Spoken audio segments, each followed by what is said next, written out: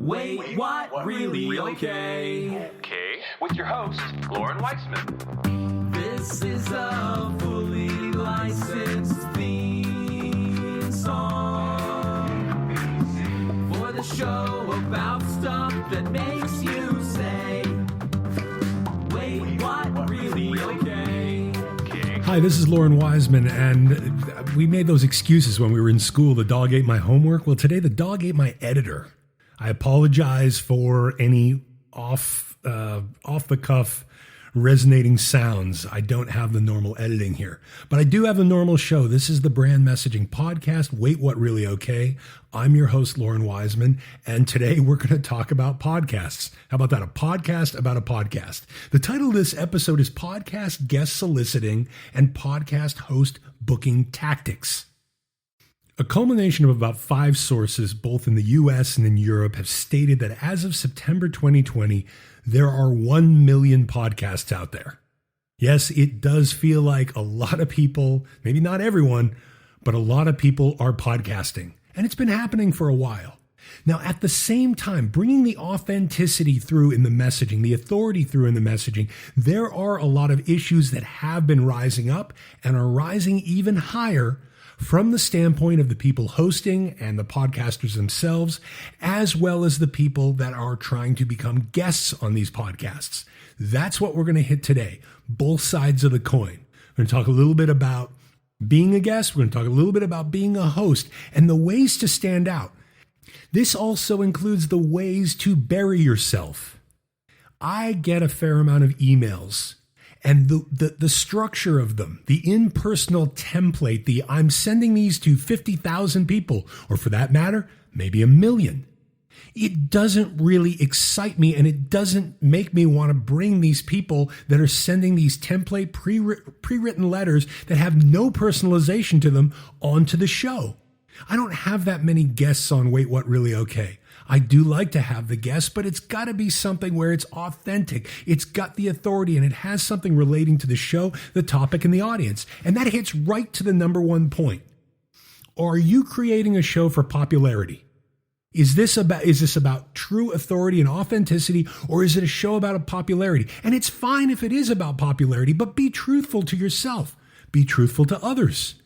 I see these people with business podcasts, entrepreneur podcasts, and they are just out there attacking for every guest, talking about every trend, anything to get listening ears so that they can either do their advertising or get their numbers up. To me, and to a lot of other people, that doesn't feel like a show that has any continuity, that has any flow, that has any organic messaging. And that's fine. If that's what you're about, be that.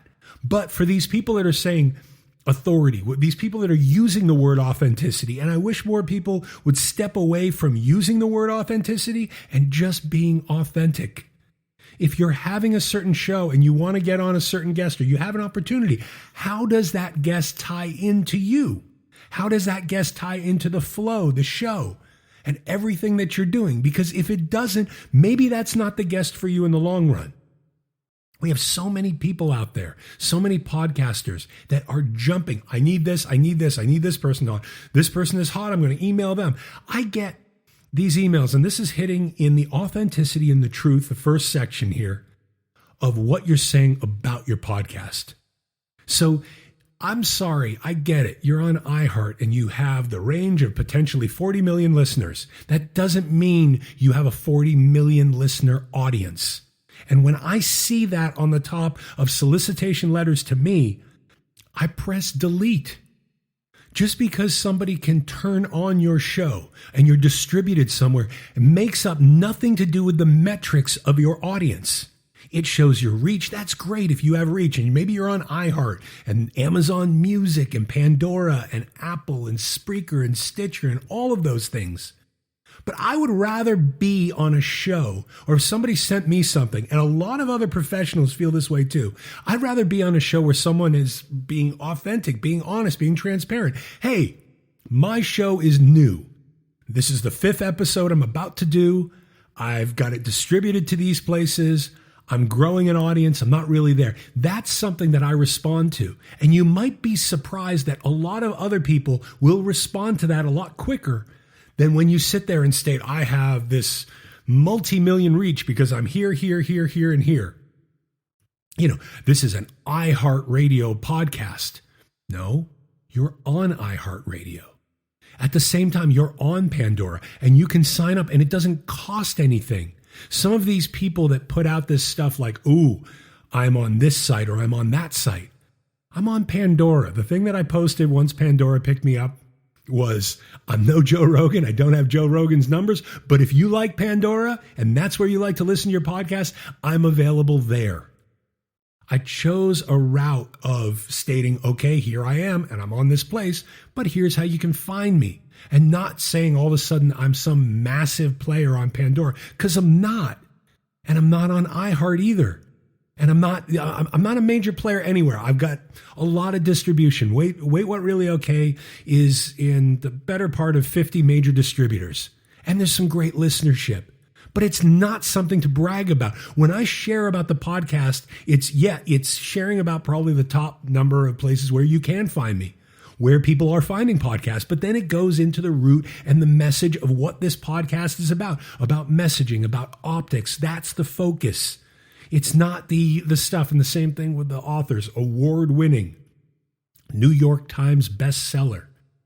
Well, I'm also blown away that podcasters will put out and put in their leads and even in their profiles inside of LinkedIn how many downloads they've had of their podcast. Fictional people have downloads. There are video game players that play a video game and it's the major part of the screen, and the lower part, they're there doing commentary and on Twitch and some of these other sites. And they have millions of followers and millions. Your amount and your popularity number doesn't necessarily showcase your authority.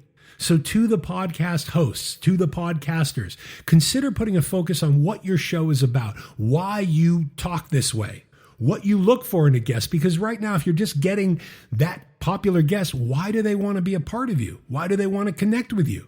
And yes, on the opposite side, there are guests that want to be on every single show possible. And that's the second point. And flipping over to, this is for the guests, but also at the same time for the podcasters. If somebody is out there on every single show and they're not testing the waters to see what the authenticity of that show is that helping or hurting? Some people say, all marketing is good marketing. But if your voice seems to be out there just spamming that you're on this podcast and that podcast and the next podcast and this podcast, and really it's just the same thing, how does that ignite your audience to pay attention? I don't share for every podcast that I'm on. I don't share for many of the podcasts that I'm on. I'll go on to be a guest. When I'm asked to be a guest, I'm happy to be a guest. If I see something authentic, if I think I can bring something to the conversation, it's not ego, but it's stating, okay, what's going on? And then at the end of that show, was this something that would impact my present audience? If not, it might be something I don't share because they've already heard it before. Why should I force, and why should you force any of your audiences to pretty much hit the same cookie cutter stuff? If I go onto a particular show and they dive into the ghost drumming, and then they dive into the transition of where I went from music into brand messaging and to what I'm doing now, and if it's the same stuff and there's not something new there, it doesn't really entice me to share it with the audience. And it shouldn't necessarily be an expectation. If I'm being invited on and somebody wants to have a conversation about brand messaging, I'm there with them. Unless there's flat out stating, and those are shows I'm not interested in, this is a cross promotion thing and I expect this and you do this and blah, blah, blah. But those aren't really my thing. And when we can sit here and look at our shows and look at the guests that you may want to bring on and figure out what is a way to set a tone and a tempo to allow that guest to say, you know what, I really do want to share this out. This is a different interview. Or is it the same old one? I'm not for these little podcast flashcards. There's a low-hanging fruit product out there, a couple of them. Here are questions to ask on your podcast. And I see them because I get asked the same questions. And they're saying, hey, here's our little unique time, and we're going to ask you about this. I've heard it before. So what draws interest? And then at the same time, does that exhaust the listener and they just move on? It is the authenticity in your show. It's the theme. It's whether you're going after a guest and saying, hey, I'm thinking about doing this. I'd love to interview you and talk about these things. Maybe even asking in that question, in that email, in that solicitation, is there anything you want to go over? Is there something you're tired of talking about? Is there something you feel like you haven't had the chance to talk about? What a great approach to go to a guest to wake them up. When I receive emails like that, is there anything, not just what do you want to market? Is there anything out there you'd love to discuss? That lights me up in a positive way. It's wow, this person cares. This person wants to have a discussion. This can be, again, it becomes conversations of engagement over just this forced and overly dominant and then the marketing of some of these podcasts, the ones that come out on Monday. Just out. Don't forget to listen. Wednesday. Oh, in case you forgot, Monday it was this. Pushing all week. And that constant pressure and pushing until the following week and the next episode and the same thing comes up. Again, if you would, consider reading in between the lines of the rant. And it's not an attack on anybody, but think about what traits, what characteristics, what tones that while the intention may be true to heart for you to have that authentic show, that perception-wise you might be knocking out and it might be turning people off and turning people away. In thinking about that, in that humility, it can be a better show. And at the same time, on the other side of it, becoming that better guest. Not sending some letter that is just, and this is the one that bothers me the most. I would be a great guest on your show. Here's all the stuff about me. Why don't you share from the guest standpoint? Why don't you share why you would be a great guest for that show? Not in the ego of your own authority, but what you bring to a conversation.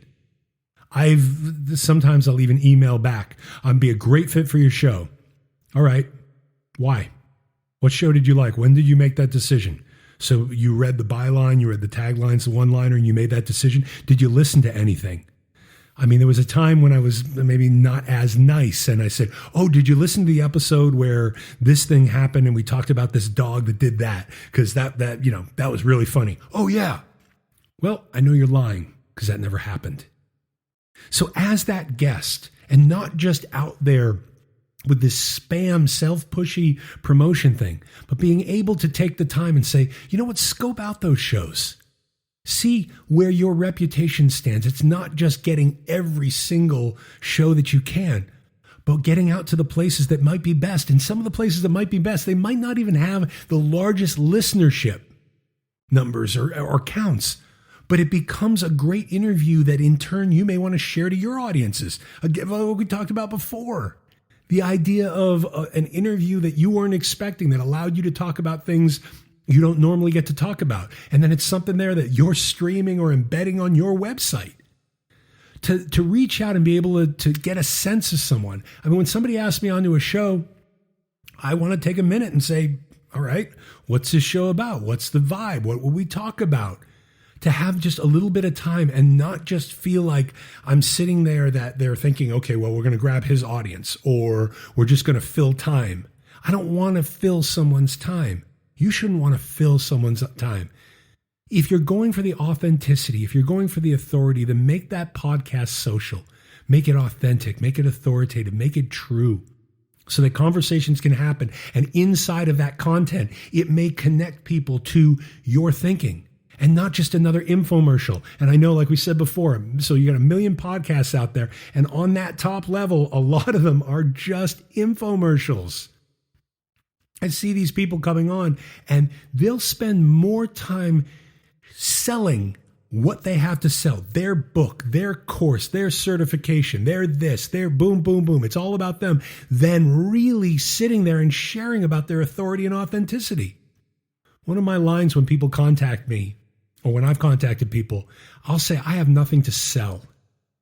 I have nothing to sell. If inside of a conversation, a real, true, organic, authentic conversation, someone is not from there led to find out more, then why should I be spending most of that time selling? And maybe it's a conversation that I can learn from or get a question I wasn't expecting. When we take this other side of podcasts to authenticity, we can grow our messaging. We can understand the intention, get out there, get out there, get out there. But maybe it's to get out there to connect with the right people, to not necessarily be on the 1 million subscription podcast, but maybe the guy that's only got 100, because it was a great conversation for him or her. It was a great conversation for you. And maybe you walked away with some content ideas that then you can create for your podcast, or a video, or a different way to communicate that you hadn't communicated to your audience before. This comes into a different level. It's not just etiquette, it's honor. It's not, okay, we're going to turn off all the other things and we're going to close the other windows and we're going to make sure this and that. There's a lot inside of podcast etiquette. Make sure your answers are under 3 minutes. Wow. I saw this one article. Make sure your answers are under 3 minutes. If you're on my podcast and you're talking for 3 minutes straight, I'm not putting it up. It's conversations. It's back and forth. Yes, there are some interview formats and that might be different, but when they put out this one set rule and here's how you're supposed to be, does that really fit you? Does that really fit your story? Inside of this, to take it to that other level of almost tactical, of almost strategic, look at where you might want to go. Look at where something could resonate. Listen to other podcasts. Who was on? I had put a pitch out. It was a cold pitch to someone where they had a pretty big star on, and they talked about something that tied into messaging. And the email that I sent was, I saw this come through Facebook. I went in and listened to the episode about a week later. I loved what so-and-so said about this. I feel this, and this, and I believe this can be part of the conversation as well. Here's my information. I'd love to be considered for a guest if you are continuing on this topic, and all the best. The call came a day later. It's the same thing in how we reach out and make it much more personalized. Take a second to listen to that podcast. If you don't have a second, you need to take, you say, I need to take 20 seconds and I need to solicit 20 podcasts and boom, boom, boom, boom, boom. Well, good luck. Or do you take those extra couple minutes and really sift through and figure out where the best places are for you to be, for you to communicate, for you to represent yourself, your authority, your authenticity? Take a little bit more time to honor your reputation and where you are, and not just being the that real estate, crazy salesman. I'm available 24/7. I don't want a real estate agent that claims to be a family man or family woman that's available 24/7, because then that means it's just all everybody else and it's not about their family. In the same way, it's the same thing with podcasts. You might not want to be on every single one. And then getting to the point of payment. This is, you could go into this for hours. There's so many things. We're just going to keep it at the authenticity. We're going to keep it at the personalization from the host to the guest, to the guest to the host. But then this payment thing. I've been contacted, and I reached out. No, I hadn't been contacted. I contacted this one person, and they said they talked about this authority and authenticity podcast. These are two words that mean a lot to me, not just the words, but what's behind them. And so we had this great conversation for about a half hour, and the host was thrilled, and it felt like a great conversation.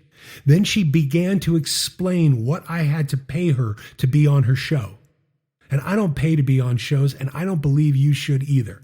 And then as I'm listening and I'm reading through her stuff and I'm checking her numbers, which that was what she wanted paid against what she's reaching? Absolutely not. For one, that arrogance was a turnoff. Second off, when she's stating there that I seek out these people and I make sure to find these people and these kind of people to share with you because this is what I'm doing authentically and transparently. No, it's not transparent. She has a system and a situation where she gets people to buy onto her show so she can make that kind of money so that she's hitting to a smaller audience. And it's the same problem with some of these speaking conferences. Not to go too far into another direction, but certain people that you see on stage, certain people that you see in these virtual rooms, in these virtual meetings, they paid to be viewed as experts. And there are many that are not experts, that don't have the authenticity, that don't have the authority, and they're in the room. There was a virtual group. I popped in there just to see what was going on and then popped out. I got an email from a woman. Can I get on the phone with you? Sure. We'd love you to be one of the speakers and one of the people leading inside of this room. Okay. Here's what we charge. And that immediately became a turnoff. So that I have to market, and that she would put people in there that have their marketing dollars to appear to be more than they are. So don't pay to be on a podcast. Is it really that beneficial? And really, would you turn around and want to state, hey, I paid for this positioning? Is that something you want to share with those clients? Oh, this is going to get me in front of this many people. Are you sure? Are that many people really tuned in? Is that conversion really happening? And could that money be used organically and authentically somewhere else? So I'm against I was against pay for play to a certain extent in music. I'm definitely against pay to play or pay to guest on these podcasts. I'm going to circle around and wrap it up. Again, the core ideas here, this could be an episode that could go on for hours to go through step by step. But the thing is, when you begin to think with authenticity, when you think with the aspect of where the authority is and where it isn't, the humility to be able to say, you know what, maybe I'm pushing something a little too hard. Maybe I'm not quite there yet. And maybe if I'm putting this out and somebody is doing their due diligence to check me out, they're going to shut me down and close that contact for any time in the future. I'm against some of those business coaches and gurus that say, make 20 calls a day and tell them this and tell them you're going to do this and you'll build up and then you'll learn how to be able to do that. I wouldn't want to trust somebody doing that to me. Would you want to trust somebody doing that to you? And at the same time, if you're trying to present yourself as more, a door, and they find out you're not, a door can be shut. When you present yourself as you are, what you're doing, how you're growing, even more doors can be opened. Look at it from the standpoint, whether it's guest soliciting or host booking or both.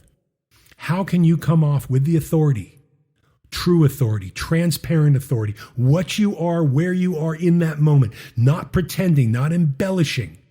Because the people that are going to be turned away by that, you might not necessarily want them on your show. And the people that are going to be attracted to that, they could be some of your best new conversations and best connections. At the same time, think from the perception, not just the intention. You get the intention of your heart. The guest, I want to just get out here. And for these people, I want to help, I want to help, I want to help. Are you able to help? And are you able to help? There's certain shows it's just not going to make sense to go on. It's certain shows that it's not bothering. There's a branding show, and they call themselves it's a brand messaging strategy show. And the quote that I saw from this individual was, branding is about how you make other people feel. No. Okay, now going to the perception and going to one off, I think that's a subjective statement, and I believe it to be wrong. But where am I going to be a good guest for that person if I was to go on that show and contradict them? I had a guy, it was a music show. I was completely against, morally, ethically, professionally, his approach. And he was really, for whatever reason, upset that I wouldn't come on. And I explained to him, I said, I disagree with you on these things. And I'm open for debate. I love debates. But I was about everything that this guy was not. It was the pure opposite. And it was strange because he said he read my book. He loved my book on music. And he follows my book, yet everything that he puts out is exactly the polar opposite. So I said to him, you don't want me on the show. I'm going to be a terrible guest. I'm going to contradict you. I'm going to hit you with certain objective things. There's a lot of proven fact I can show that goes against these facts that you're claiming that aren't true. So why have me on? He pushed. He went to insulting. It ended up fortunate. I had to block him. It was a weird conversation. And again, I don't mind debate, but it wasn't a good place for me to be. It wouldn't have been a good place for him to have me. We can go to, and this becomes the last part. I'm sorry, before going to the last part, we can go to the perception. We should go to the perception. How is this going to be read? Are we going to go on to a show where, and some of these shows are out there, where they're going to ridicule and mock? And maybe sometimes that can be fun, but other times it doesn't work so well. Understanding beyond the intention of what you're trying to do or what you're trying to say or why you're trying to say it. Understand the perception that it may be seen differently. And that goes to the booking, and that goes so heavily into the tactics for what you wrote and why you wanted to be on that show in that template that you created, or maybe you bought from one of these podcasting professionals. Maybe 1,000 other people sent that exact same letter and said that exact same thing. So there becomes one of your differentiators. And lastly, one of the best tactics is differentiating the subjective from the objective, to be able to go on and clarify when it's a fact and when it's an opinion. The subjective guest that can sit there and play it from the angle, or I'm sorry, even better, perform it from the angle of this is what I see. This is why I see it. This is what I believe. And then being very careful that if you're going to state a fact, you have the ammunition to back that thing up as a fact. Because there are so many podcasters out there. They lay claim, they make a claim, it could be an opinion, they shift it to fact, and it's just going to end up being an argument. When you're able to balance that, and even while you're on those shows, to be able to, okay, I see where you're coming from. This is what I understand. This is what I've learned. This is why I've come to this point. Not trying to win a conversation, but trying to create conversations is going to create more engagement, even if you're debating. So in the end here, the tactics come down to the authentic, the authority in you, the subjective and the objective, and then the intention and the perception. Think about it, whether you're reaching out to try to get on a show, whether you're reaching out to try to get somebody else on your show. Think that maybe they've had 100 people that day send the exact same thing or say the exact same thing. So how do you state something that is part of your story, your messaging, your differential? Do you have interview information sheets? I mean, this is again for another show. Do you have a podcast sheet or a page that can send them and not just say, oh, go listen to these, but maybe a nice sample thing that cuts in and cuts out. Can you invite these people and at the same time for the guest? Can you send them to different videos? Can you send them to different places? Quick snippets so they can get a sense of you quickly and then choose if they want to learn more or take more time with you. And that closes with the humility of it. Lead with you, not the numbers. I have 20 million followers. I have a New York Times bestseller. I have all these things. Consider leading. I mean, you want to add that in and buffer that in somewhere, by all means do so if that feels good. But lead with your authenticity. Lead with your humility. Lead with who you are, what your show is about. In this ability to reach out and connect and communicate, stop showing off and try sharing with other people to see where a new conversation could begin, a new show, a new level of engagement, a new audience, and doing it in an authentic, organic way than just trying to get out there and get your name out there and your website and your product on every page possible.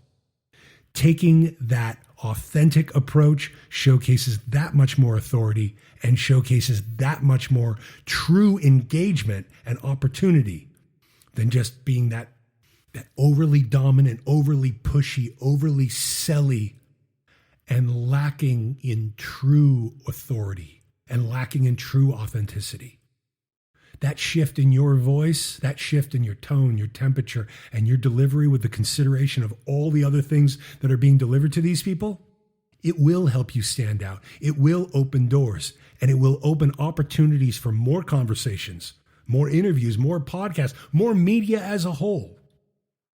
Think about that before you pitch to a guest. Think about that as a guest before you pitch to a host. And think about that before any conversation. Inside the authenticity, the authority, the subjective, the objective, the intention, the perception. And then join a conversation as opposed to trying to get someone to give you a conversation that you just take over. Wait, what? Really? Okay. Okay.